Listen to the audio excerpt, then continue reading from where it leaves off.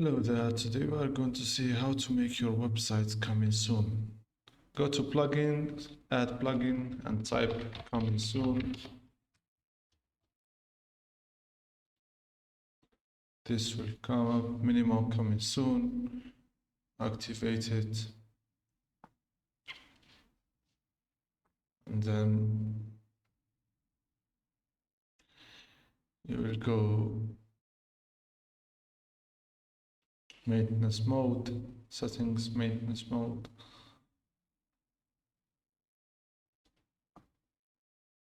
Enable maintenance mode, nav.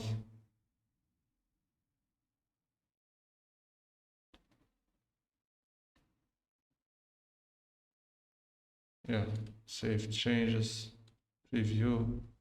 As you can see, your site is coming soon.